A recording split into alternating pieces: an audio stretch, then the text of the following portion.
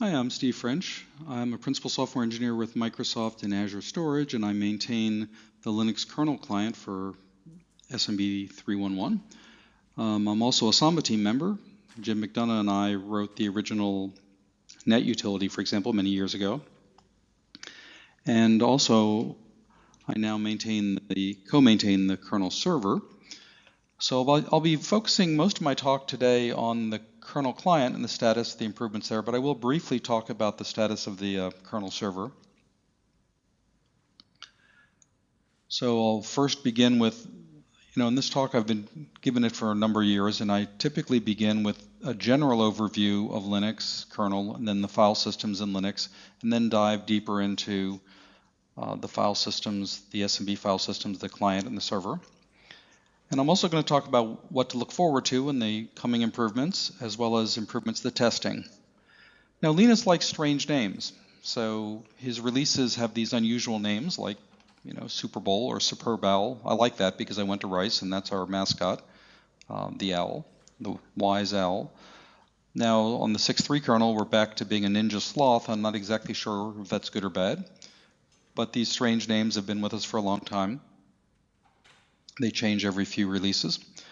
Now, I wasn't able to be at this sambaXP in person. The LSF-MM Summit is going on at the same time, as is the Security Summit for Linux.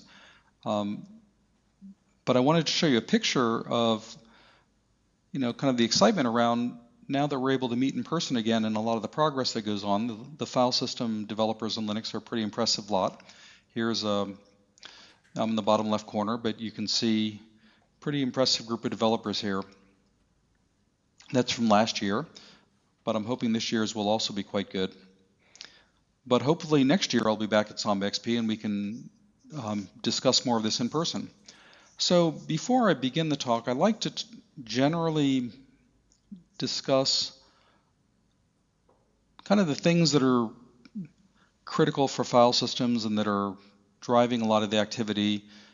There's been a lot of move recently with this rewrite of the memory management layer, movement to IOU ring, IOV iter, these new iterators, the folios, the NetFS caching layer, enabling variable size pages, the whole redesign of the page cache, and that also affects things like the offline caching, like FSCache. Now, I've brought up, and if you look in LWN, you can see articles about this, changes needed for StatX, returning more rich statistics on, not statistics, maybe more rich attributes is a better way to put it. And then also to be able to do iNotify and FA notify across network mounts. There's been a lot of work recently from Christian Bronner and others on ID mapping improvements, ID mapped mounts, and then updates to the POSIX ACL API. The NFS community has been pushing in-kernel encryption on the wire for using TLS handshakes for NFS.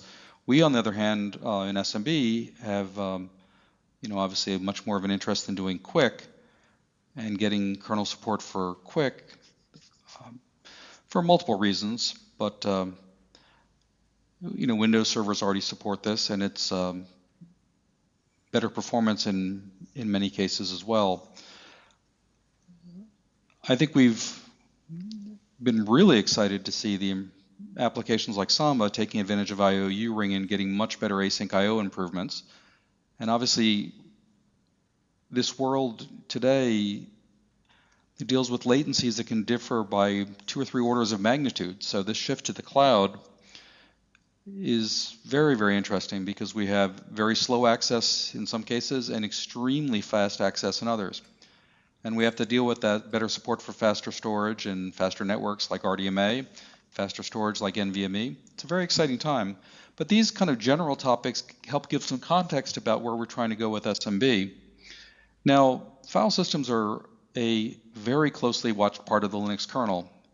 And to give you an idea, there's over 1 million lines of code in the Linux kernel relating to file systems. That was just measured just this week. And in the last year, there are 5,400 file system change sets in the kernel. That's over 6% of the activity, but it tends to be more watched than most areas of the kernel. So it takes up more attention than you'd think. Now, to see what's active in the file system, it's kind of important to break these into pieces. Interestingly, a lot of the activity is driven just by a few local file systems and then a few network file systems. The VFS layer itself had 420 change sets. That's the mapping layer that the kernel uses to call into file systems. But notice BTRFS had enormous activity, double what's normal, and that was already the most active file system. So over this past year, BTRFS activity was huge. XFS activity continued to be very large. CIFS was number 4 on the list, the SMB3.1.1 client, the one I maintain. Then if you go down the list, you have things like the NFS server, NFSD, the NFS client, KSMED. There's a new NTFS driver that was added in 5.15 as well. That NTFS driver had a fair amount of activity after a brief pause. So this kind of gives you an idea where most of the activity is focused. You have 3 or 4 local files, 3 local file systems and a few network file systems. And that drives a huge percentage of the activity in the Linux kernel. So let's dive in a little bit more into the SMB client. The cifs.ko driver had 339 change sets, quite good. It's 60,000 lines of code, gets a lot of attention. The kernel server activity was down, partly because some of the maintainers had other responsibilities, and partly because the initial merge of the kernel driver, as expected, drove a lot of fixes as more eyes got on it. There have been 310 change sets since it was introduced into the 5.15 kernel. Now, compare that with Samba. The kernel server is 25,000 lines of code. Samba is 3.5 million lines of code. Obviously, the kernel server is way smaller, orders of magnitude smaller. But Samba is bigger than any of the NFS servers as well. It's bigger than all the file systems put together, and much more active. So it is important to kind of get some context here. Our goal with the Linux client is to work well to a wide variety of servers, but Samba has some unique opportunities for us to optimize, as does Azure and KSMED. But Samba has such a broad range of utilities, and some of these we need to take better advantage of in the Linux client. We may be able to better use some of these libraries that Samba offers. So what are the goals here? I mean, the goals should be fairly obvious to all you guys. We want to be the fastest, most secure, general purpose way to access any file data, whether it's in the cloud or on-premise or virtualized. Obviously, file systems, network files can do a superset of what network blocks can do, or blobs. But much of our challenge is the complexity of network file systems makes it very hard to do that, and there's infinite bugs and performance features to keep working on. So one of the things we're trying to do, in the short term, one of our goals is just keep improving things like directory lease support. Keep improving use of compounding, compound more and more. Use multi-channel better. Improve the allocation of requests better onto the right channels. As we improve performance, it incredibly helps applications.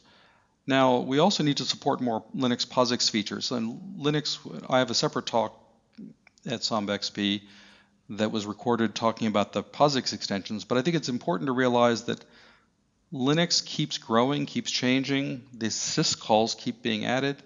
We need to keep adding new FSCTLs and new workarounds, new ways to address the many, many requirements.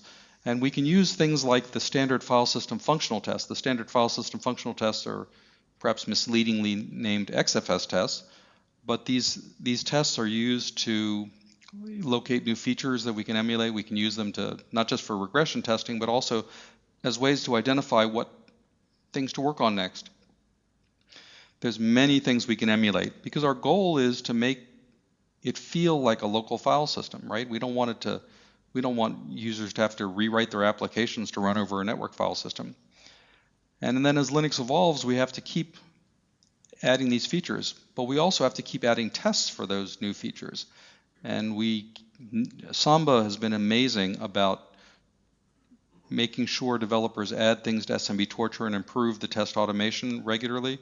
We need to continue to do that for the Linux kernel client as well. Samba has been a great example in that way. Now, one of the things that's been fantastic about SMB has been broad interop testing. I was so pleased that in-person plugfests are back.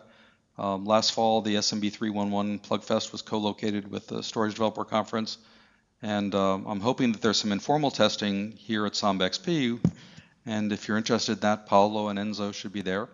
And there are many exciting things being tested, and I think this is one of the things that people often forget, that so much progress can be made with just simple hallway discussions like you see here at an earlier test event.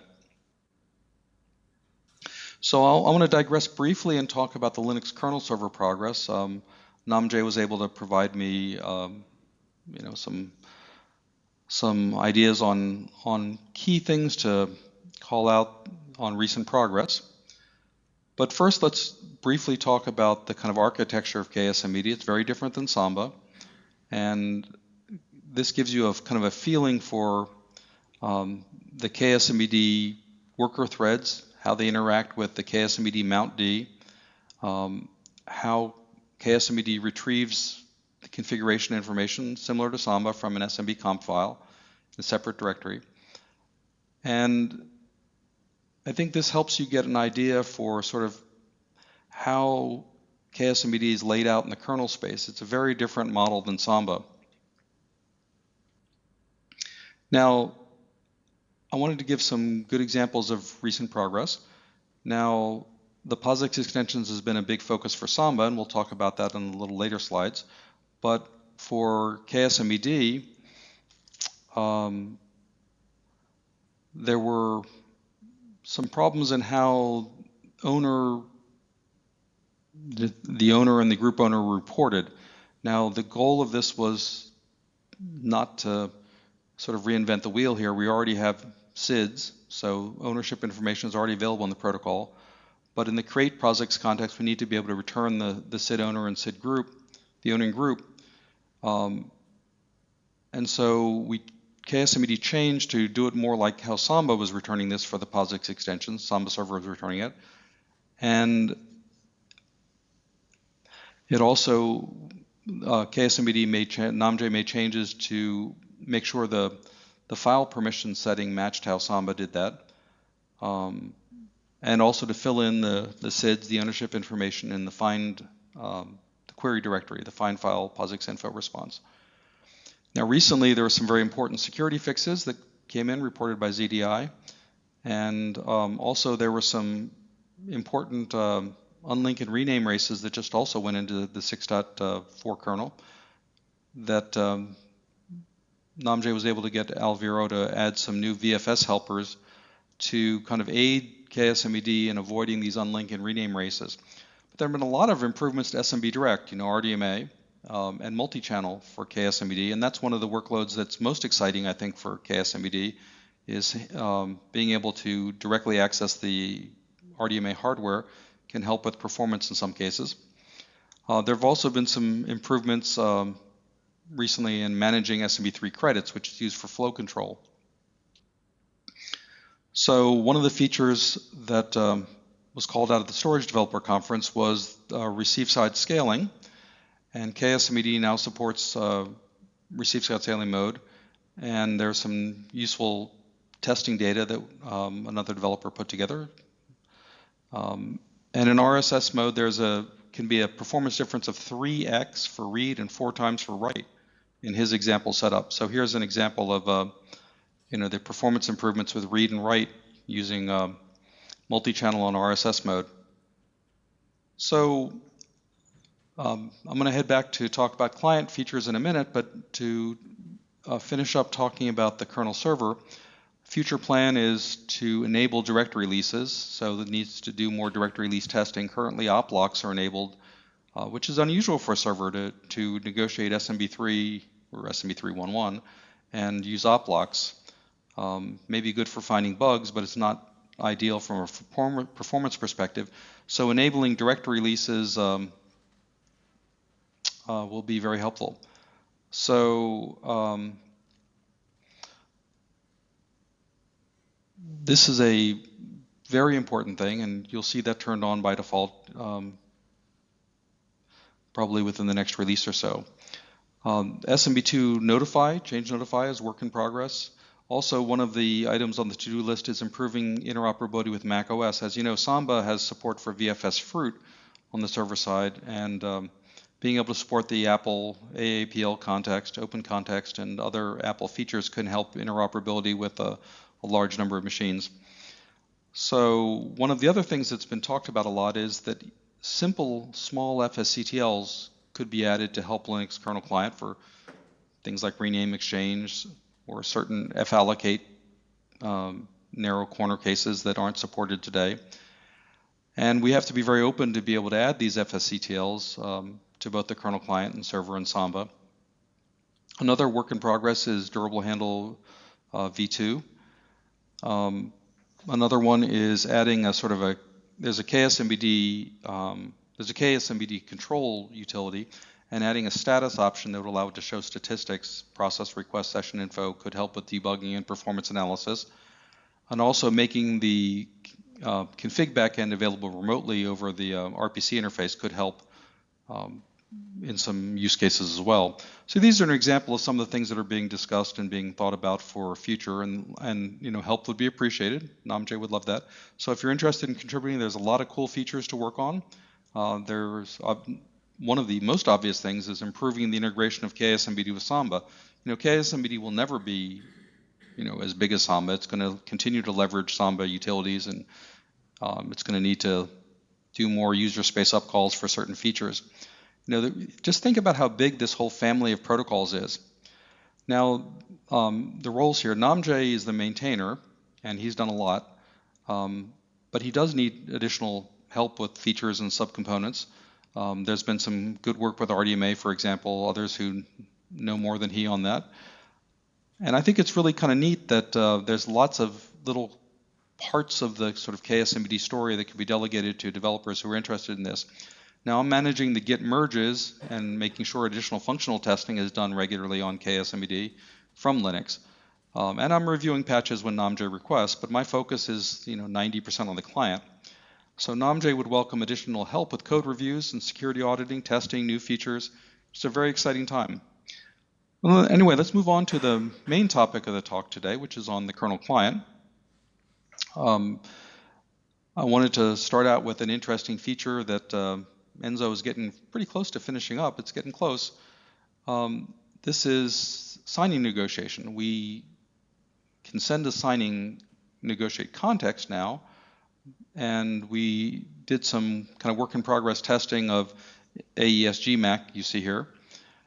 And on the 6.0 kernel, you can see that we just show it signed, but last fall at the Storage Developer Conference, we were able to see about 20% faster performance, assuming your network wasn't constrained, with AES-GMAC signing. Unlike encryption, GMAC was not supported for signing, so you ended up with actually encryption being faster than signing. So this should be helpful. Now, one of the problems is that the initial performance improvement was noticeable and significant, but it wasn't big enough to make it faster than encryption. So there is still some work to do on this, and there's still testing to do. And obviously negotiating signing context is not turned on by default, but it is pretty easy. Notice with encryption, going from CCM to GCM was an enormous boost. It could be 7 times faster. That's just testing on my laptop there. But if we can do a similar improvement for signing, this would be a big win. But for now, encryption tends to be faster than signing.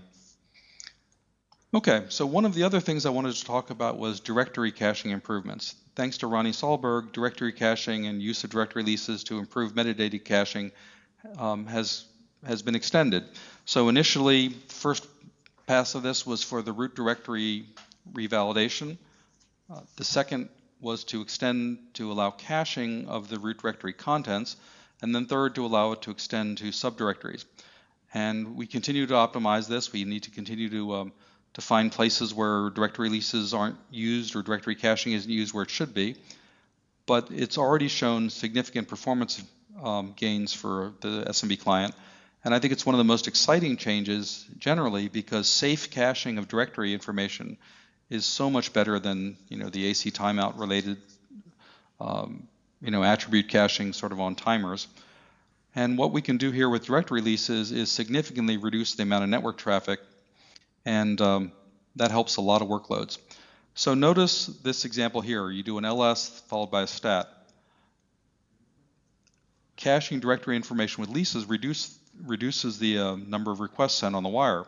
The stat doesn't have to be sent. So you can see an example here in a Wireshark trace of that. Now, in addition to directory lease improvements, there's file leasing. There's something called handle leases that's been a feature of SMB for a long time.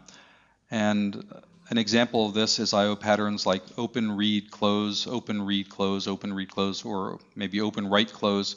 There's a benchmark, a popular benchmark, that one of the test cases sets up the thing by doing open, write, close, and then immediately reads the file for the benchmark. Well, that ends up with no network traffic when you have deferred close, because we cache the contents of the file across the close and just delay sending the close to the server. So this is being extended to cover more scenarios, greatly improving performance. But they found some bugs, right? So when you defer close, you now can have races with when you have multiple opens, some in different states. So that Baratha did some important fixes for that.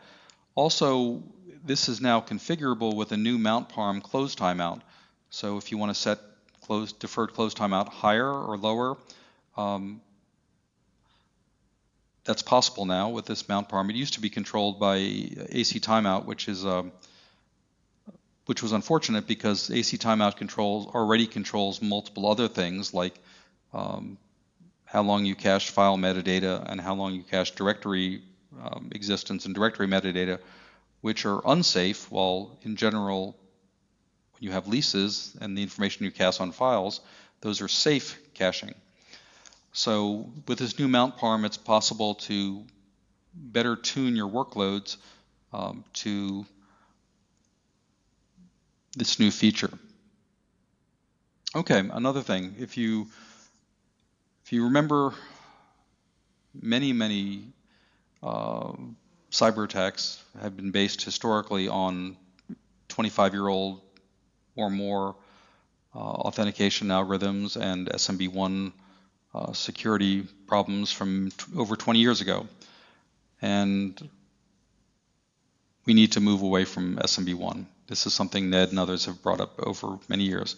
So SMB3.1.1 is fantastic, very secure, very fast, but the original SMB1 protocol, invented in 1984, and things like cifs, which invented 10 or 15 years later, are very old and we should not be using. It is much easier to turn these off, to not even compile the kernel with them if you want. And we're gradually moving that code for the old SMB1 code out of cifs.ko into optional helper modules, so it'll be easier to deprecate SMB1 and cifs more broadly. So there have been some very exciting improvements, thanks to Sham and others, for multi-channel. Multi-channel is a great feature of SMB where we can dynamically query interfaces, readjust dynamically which interfaces we're using, and spread I/O across a large number of network interfaces. And Sham's been doing improvements to reconnect, but also improvements to how we allocate requests by channel to improve performance. It's very important to make sure that you use the least loaded channel in many cases. And multi-channel is kind of a great example of SMB3 features that we'll be able to fine-tune for many years to come. But one of the key things that he can do now is dynamically adjust which interfaces the client is using based on what the server's current view of what the network interfaces it wants to export are. And obviously that can change as servers get busy, and it can change as new interfaces are added or removed from the server. And multi-channel will likely be enabled by default. Today you have to specify a mount parameter, max channels, or just mount with multi-channel.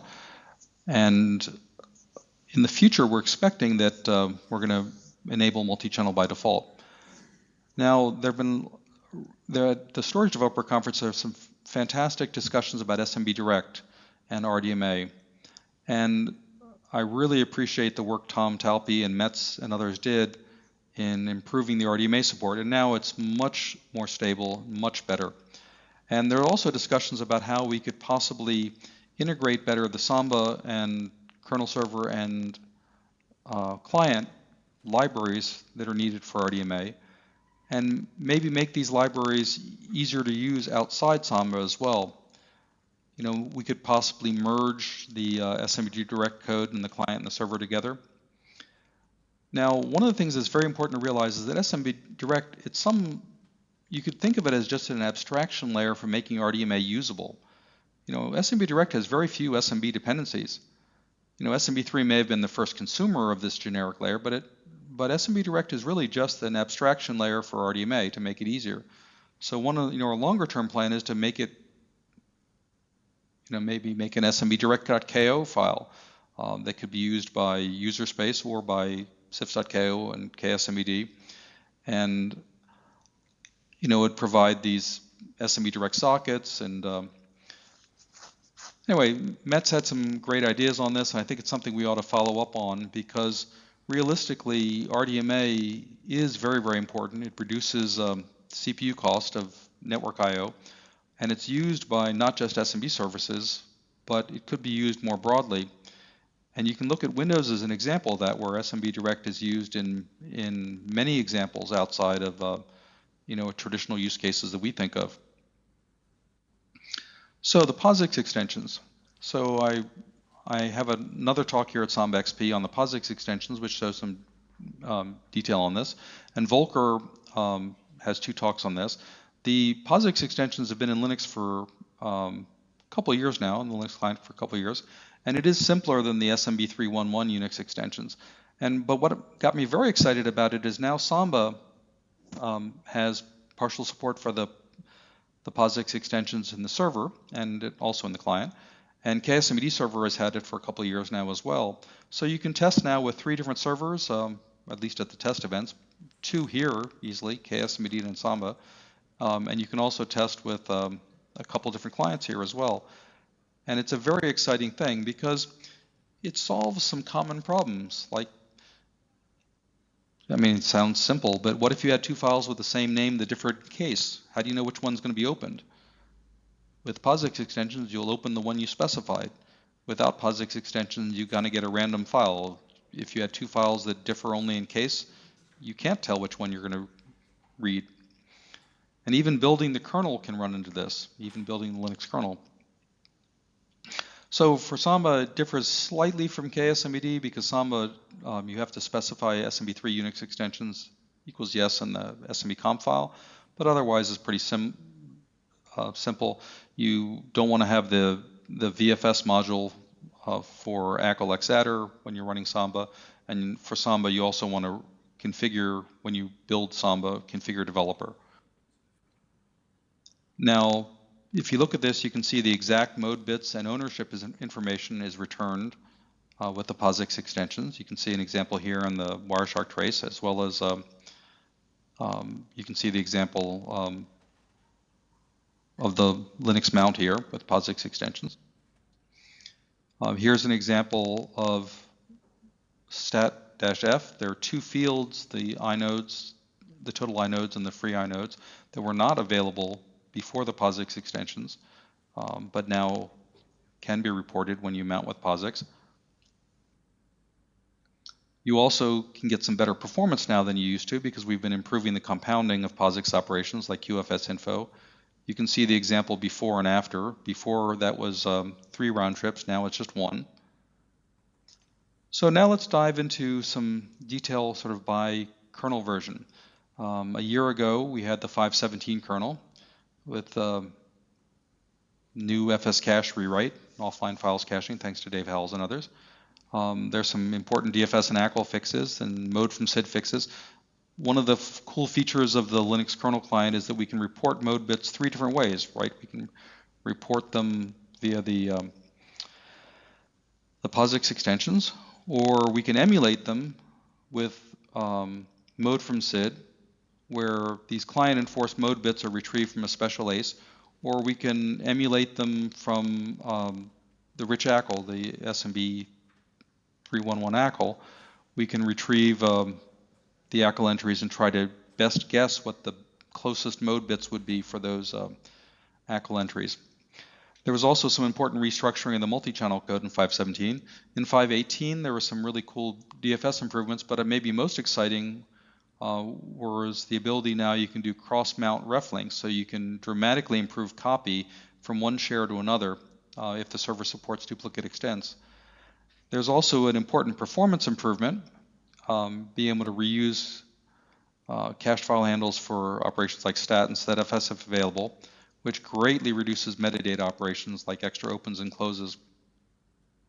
5.19 added some important performance optimizations thanks to Ronnie and others. We now cache the root. In 5.19 we added caching for the root directory content for servers which supported directory leases, which reduces network traffic for queries of the root directory. There were a set of multi-channel reconnect improvements, so when server interfaces go down or change, we'll reconnect more transparently. There were some important RDMA improvements. There was also a new mount parm added, no sparse. So if a server has either bugs dealing with sparse files or doesn't handle sparse files optimally and you want to disable that, or maybe you have a mixed workload where your other clients, non-Linux clients, don't handle sparse files well, there's a new mount parm, no sparse, that will disable our use of sparse files. 6.0 kernel had some useful fallocate improvements, but it also had a thing which I think is really important. We've moved some of the SMB1 code into a separate module, so if you build it with insecure legacy disabled, the module size can shrink quite a bit. So you're using a little bit less memory when you disable SMB1 and cifs in the build. There's a new mount parm close timeout that was added that allows extending deferred closes longer if your workload helps with that, or even disabling the feature. The default was increased to 5 seconds and later dropped back to 1 second. In a later release, what we found was that deferred close, the most optimal case is where you open a file, close it, and then immediately reopen the file. So extending the deferred close timeout actually hurt performance in some cases, but there are workloads where that would be different. So this now is configurable. In the 6.1 kernel, we made performance improvement using cached entries for subdirectories if a lease held on it. So expanding caching of directories to include subdirectories, not just the root directory, really helped performance. Another thanks to Ronnie there. There was also a workload where they wanted to do offline caching, but they needed to know which files changed. So basically, the app wanted to do its own caching of files by copying files from a remote server down to a local server, but it wanted to know when we already had a change notify octal, but it didn't tell you what changed. So this allowed them to do their own caching of files and just be notified of which files changed, so they only had to copy down those to refresh their local copy of those. Also in the 6.1 kernel, symlink handling was improved, and there were some important fixes for RDMA improvements thanks to Tom Talpe and Metz, similar to what we discussed earlier in that storage developer conference talk. But there were these are, seeing RDMA and SMBDIRECT improvements has been exciting. Dave Howells has also been doing a lot of testing with it as well. And this is a great example of where SMB performance can be amazing, lowering the CPU cost via things like RDMA. And one of the nice things about SMB3.1.1 is that or actually SMB in general, it doesn't really care a lot about what transport you're running on, so it has the flexibility to run over things like RDMA or QUIC or TCP or in the dark ages NetBIOS. In the 6.2 kernel released in mid-February, there was an important SMB3.1.1 POSIX extension changed where we parsed the owner and group SIDs to improve the output of stat, for example. There were also some DFS performance improvements and DFS fixes and multi-channel improvements. But there's also been work going on, actually, for 4 or 5 releases, gradually moving cifs.ko and some other file systems to the new memory management infrastructure that keeps evolving. IOV itters, folios. This has been a complex set of changes that changes how read ahead is done, how write caching is done, how memory management is layered. There were a significant number of those fixes in 6.2 and in the 6.3 kernel. 6.3 kernel also included a broad set of changes across the kernel for ID mapping improvements. There were also RDMA SMBDIRECT improvements, thanks to Metz and David. There were many multi-channel improvements, thanks to Sham. Maybe the most important or the most obvious is that we now use the least loaded channel for sending I/O, so it's not just a round robin. They also improved multi-channel reconnect, and we lowered the default deferred close timeout down to 1 second.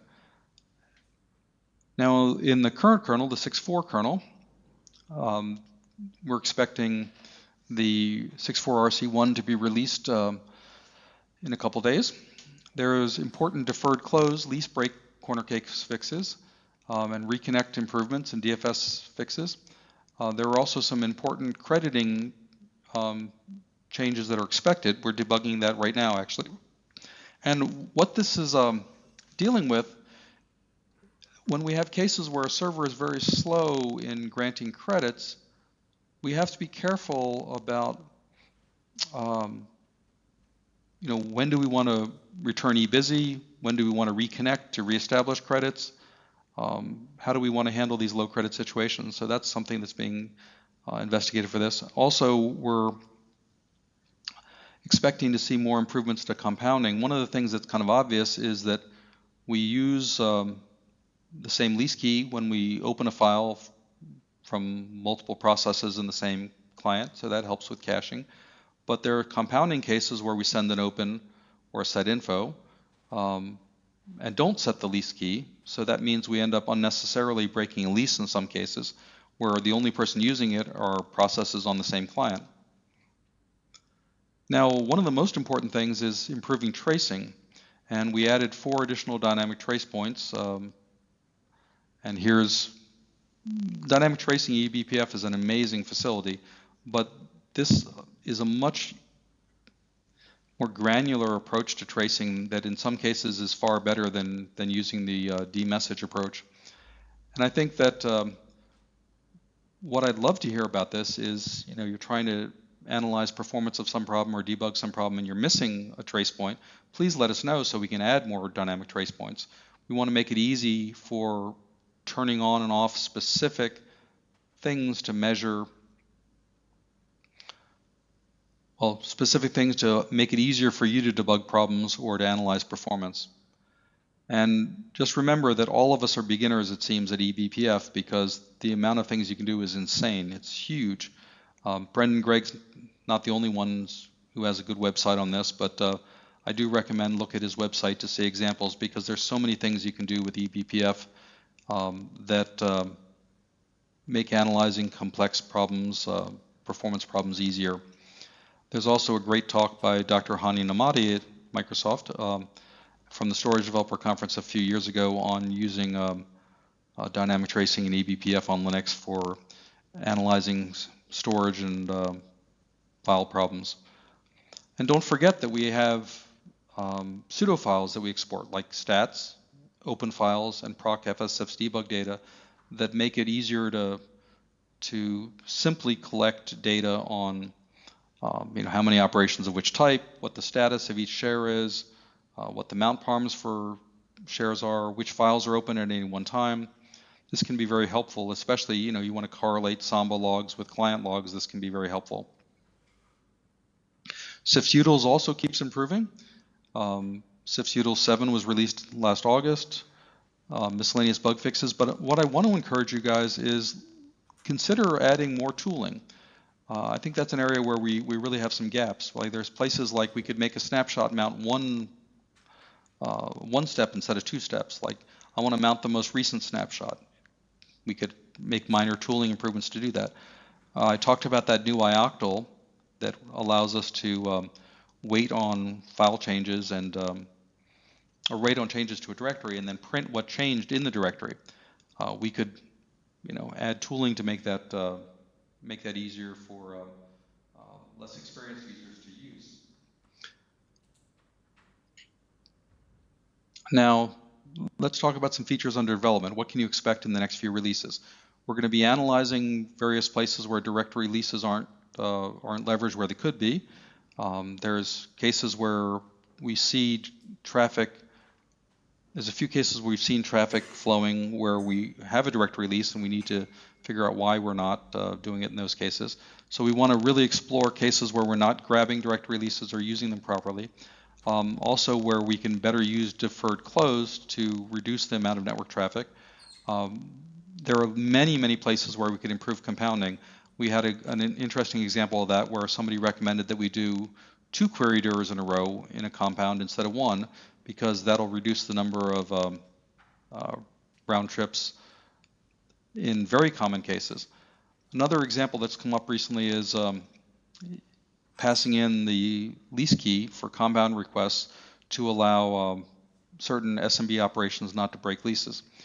Also, we need to improve performance when we're low on credits and figure out better ways to, when we detect the servers trying to slow us down with, we've got issues with, flow control and the server reducing the amount of credits we have available. What's the best way for us to handle that? But one of our continued focuses is on multi-channel performance improvements, dynamically adding channels better, deciding when to drop channels or pick up different channels, and then special kind of corner cases on that, which channel to use for I/O. Obviously, in many cases, the least loaded channel is the best place, but there are some corner cases where we may want to pick different channel allocation algorithms.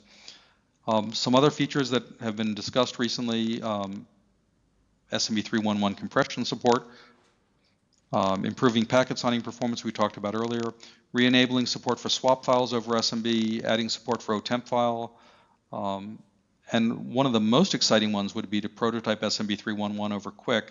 This has been talked about for over a year now, but SMB3.1.1 is one of the few kernel drivers that today could use QUIC, let's say to talk to Windows servers, to avoid the port 445 problem and also to improve performance in some places.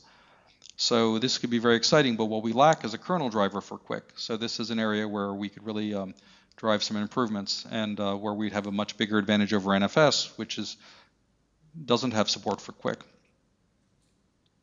So lots of improvements are likely to be made as the memory management layer keeps improving.